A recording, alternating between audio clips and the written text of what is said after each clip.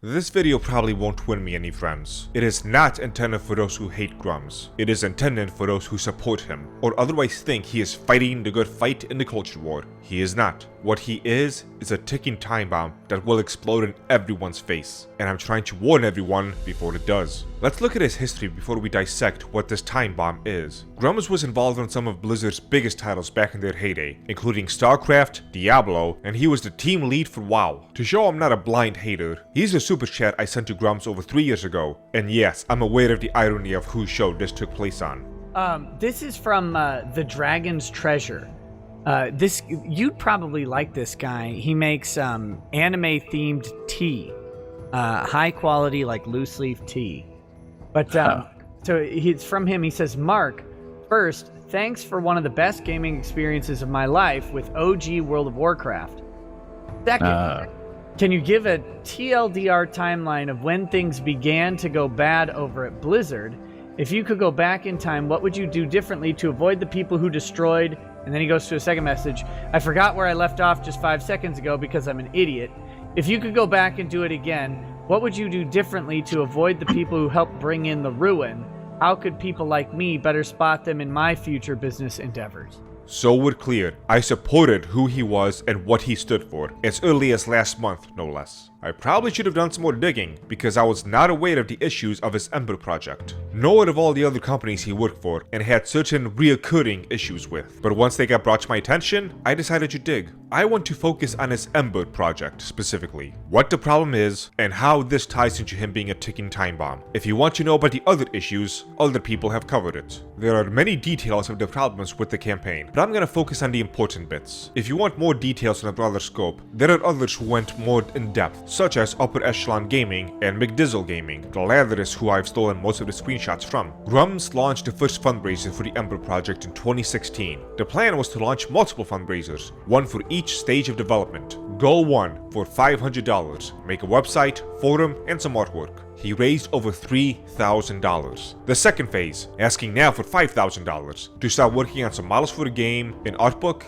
and some other things. He raises over $23,000. The next stage goal was $20,000, and as it was promised, if they hit $60,000, this would be enough to launch their own full-fledged vertical slice demo. For those who don't know what that is, it's a demo that takes a chunk of the game that's, more or less, finished. It gives players and investors a full feel of the game, with completed art and models, all core components, etc. They asked for $20,000, with the biggest stretch goal being $60,000 to launch the demo, and they made over $107,000. They were getting close to doubling the max goal, almost $50,000 extra to work with, not including the extra $19,500 from the previous two campaigns. This last goal took place in 2017. That's not even all the funding. You could have also bought extra packs, aka microtransactions, on his website, some of which went for thousands of dollars. I don't think he's ever released how much he's made off of these. He eventually launched a Patreon-like subscription service on his website, and began to collect monthly checks from that. So this project went from 2016 to 2024. That's 8 years. 2 of those years,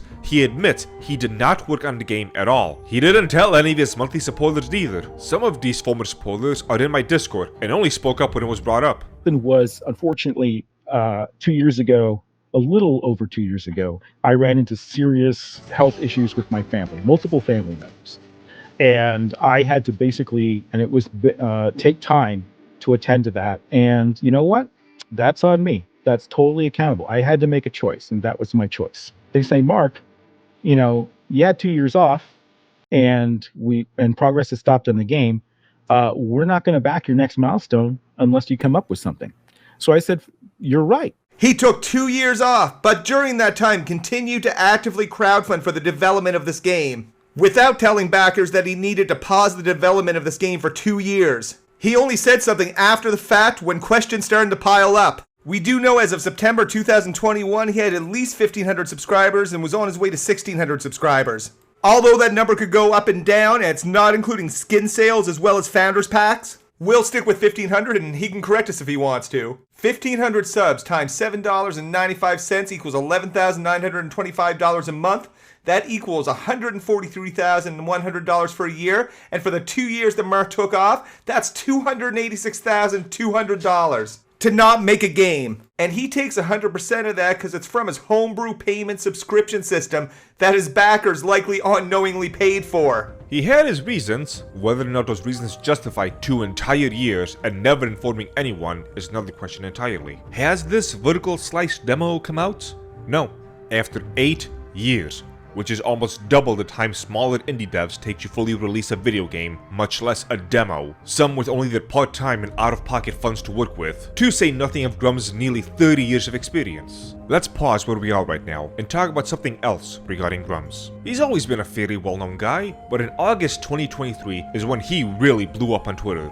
He made a post that has since garnered over 10 million impressions, breaking down the problems with Starfield's opening screen. I'm not going to break down the tweet itself. Whether the contests were right or wrong didn't matter. What matters is Grummz got another taste of the big time success. And this time, it wasn't a game that he helped create that's getting the attention. It was him. This is where I think things started to spiral out of control for him. I need to mention real quick, the initial tweet was 10 million impressions, and the tweets below it had impressions as well, and every tweet he made responding to people or quote tweeting them all gained massive impressions too. This controversy probably netted him thousands of dollars in Twitter ad revenue all by itself, to say nothing of promotions and donations to Ember. That might not seem much after you net yourself $250,000 over 2 years while not working, and over $500,000 for this project over 8 years, but imagine making thousands of dollars with only some tweets. That's some sweet money. People on the right of the culture war are always looking for someone of notoriety to head the charge against woke video games, as well as the rest of woke media.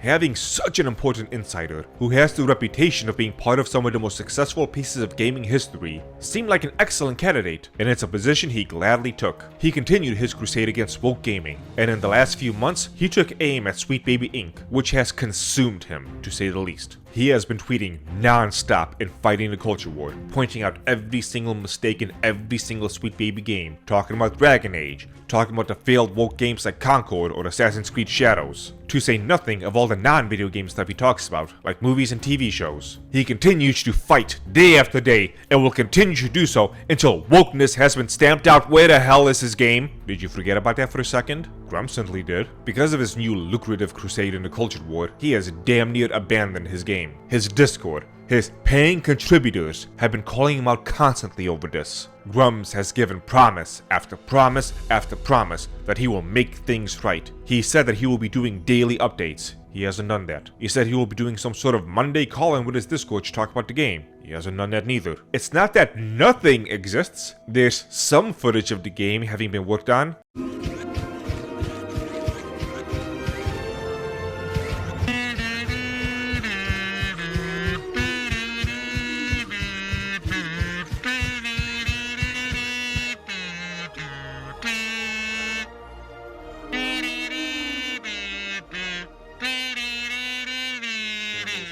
And there is some sort of pre-alpha bare-bones skeleton resembling a game that people can play, which hasn't exactly been praised. For a game that's supposed to involve giant kaiju, there's a notable lack of kaiju. At this rate, George R.R. Martin will release the next Game of Thrones book before Grummz releases a freaking demo. Again, not the whole game, a demo. Now, why is this a problem for the whole of the culture war? And why is Grummz a ticking time bomb set to go off in everyone's faces? When it comes to the culture war, and culture in general, a criticism always thrown at the right, and it's a completely justified criticism, is that the right does not make culture. And it's true. Almost no one on the right is in any position of power in any entertainment industry. Almost any work that is produced, such as anything from the Daily Wire, is just aimed at themselves for a circle jerk session, and is typically of such low quality that it still gets lambasted. What's going on with Comicsgate? Outside of the small niche community that is left, they're busy sucking off Ethan Van Sciver, a guy who's also known to be around half a decade late with every comic he has crowdfunded.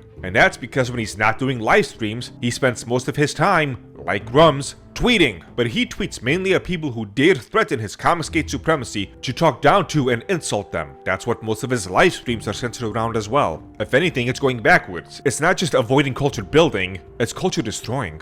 More and more and more people are becoming disillusioned with the culture war right. Because after over 10 years of these woke video game battles that started with Zoe Quinn, the right has done nothing but produce another Zoe Quinn on their side. At least Grummz hasn't killed anybody, I guess. There's almost no creativity, no culture creation, nothing on the right except whining and complaining about the left. The left might be doing a terrible job at their creation, but they're creating nonetheless, and doing so on a mass scale that regularly and repeatedly enters normie circles. They're influencing minds, they're shifting the culture in directions they want it to go. And all the right has been able to do is point at them and say they're bad at it and they don't like it. That's it. That's all this has become of this side of the culture war. It's pathetic. Simply pathetic. Grummz was supposed to be a man to break that mold. That's why I believed in him so much. He was a man, relatively famous, who was working on a video game in the West that was supposed to be fun and enjoyable, and not built for the sake of owning the libs. He wasn't just some tweeter or meme maker. There's an endless amount of those already. No, Grummz was supposed to be something different.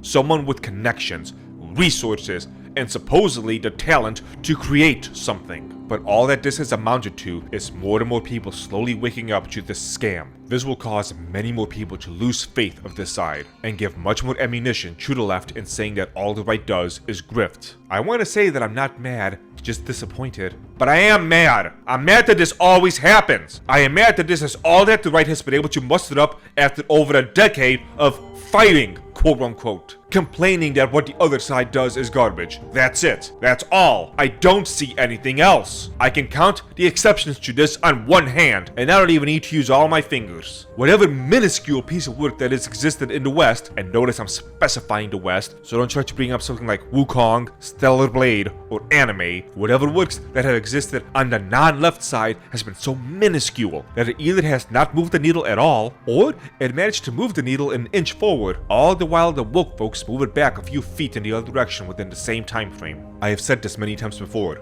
The right has become so accustomed to losing that in those moments where they don't lose as bad as they expected, they think of it as winning. This script started out more calm, with the intention of me making a plea for Grummz to avoid any of this. But as I laid out the timeline, looked at the money he has made, the lack of progress he has, the neglect he has shown to his paying subscribers, begging him to communicate something with them, the amount of tweets, the dismissive replies to his critics, and the never-ending broken promises, I had to change the tone of this video. I don't think Ember or even Grummz is salvageable anymore. He's not fighting the good fight by merely pointing out woke things suck. Do you have any idea how many accounts do that already? Even if he wasn't on Twitter, I'd still see the information he tweets out 1,000 times from 1,000 other people, because it's nothing new or original. It's the same script, the same playbook, just bare bones criticism of the obvious that everyone can see already. He is not doing anything novel, he's not doing anything new, but he's lying to everyone by milking his failed project of a video game.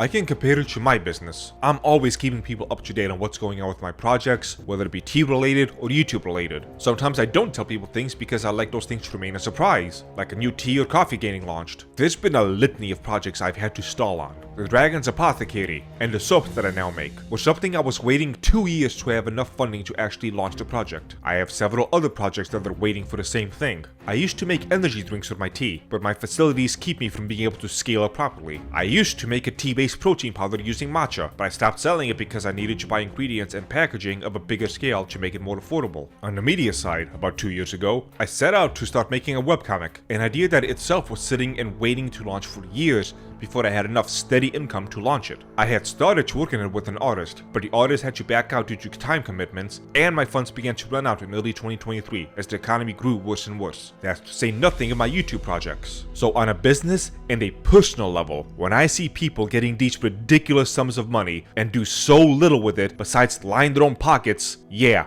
it pisses me off. Why does this always have to be the case? And why do so many people still fall for it? You know that feeling you get when you see some generic politician say generic canned responses that pander to their base of normies about solving problems, but despite how much money and power they're given, those problems never seem to get solved, yet his base keeps feeding them this power and money on the same promises over and over and over again? That's the same feeling I've been getting with the cultural right, and rest assured Grummz is not the only example of this. I'm gonna do something taboo on this side of YouTube, but I don't care anymore. The right has failed far too often to do something.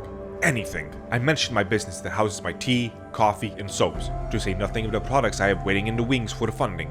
I have both this YouTube channel and my second channel dedicated to culture war and politics, all linked in the description, and things like the webcomic for media. I've even started to work on other projects in other mediums, such as a novel based on the Three Kingdoms. I've had to stop myself from attempting to learn music production and how to use Unreal Engine 5 because I'm stretched too thin as it is, but god damn it do I want to create more stuff. I'm not just going to ask you to help fund me for all of this. I'm going to ask that everyone who funds people like Grummz, like Ethan Van Sciver, like anyone on this side of the culture war who has produced so little in the past decade plus, to stop funding them and give me those funds instead. Tell other people who are funding them and have the doubts to drop their support and send them my way. In 8 years, after hundreds of thousands of dollars, Grummz has given us many promises with next to nothing to show for it. In 10 years, Ethan Van Sciver has amounted to being a drama-based YouTube channel that keeps promising your comic will come, and is now most likely stuck in a loop where his funding for the comic book is done so he can pay for the previous comic book. Give me the same kind of funding Dave had, and I promise, after 10 years, you will not even be able to recognize the landscape of these industries anymore. It won't even take 10 years for more people to say I've done more than these grifters, because that's all they have become. They will say the sweet nothings you want to hear, so you give them your money. And as far as they're concerned, their job is done. I know the common idea is that we're all in this together, and there's a bigger enemy to fight, but who exactly has been fighting that enemy? Because making YouTube videos and tweets aimed at your own audience, your own little circles, complaining about how you don't like the other side, while lining your own pockets with ad revenue and subscriptions, is not fighting the bigger enemy. I no longer wish to be standing side by side with people who only seek to enrich themselves. They've done nothing. Games like Concord did not fail because everyone on the right sounded the alarm bells to everyone else on the right, who were never going to play it anyway. It was going to fail regardless. And it's not like the right has anything they've created themselves that they can bring people to. The problems with games like Concord or companies like Ubisoft are so obvious and glaring that normie people who have nothing to do with the culture war can see it themselves, are making videos detailing it, and are simply turning to other media that may be a different form of woke brain rot. And what does the right have? A list of woke games that include titles such as Elden Ring because you can change your sex on the character creator. Good job, guys. I'll end this by asking you this question. Say I start getting this level of funding that so far keeps ending up in the furnaces of failed projects and broken promises of others. What do you expect to see out of me? On what time frame? I've already been very open about my business operations on Discord and even on some live streams on this channel, including cost of operations. I've already been producing physical products for people to enjoy and media projects. In fact, if you wanted to base things on a production per dollar value, I'm probably miles ahead of anyone else you can think of on this platform. But since I'm so busy actually working, I can't tweet out woke stuff is bad or make videos complaining about a tweet like so many other people within the circle have been doing. I promise you, I will create more than any of these other people. That is my pitch. Support the Dragon's Treasure, support the T-Man today, and avoid these ticking time bombs that will explode in everyone's face.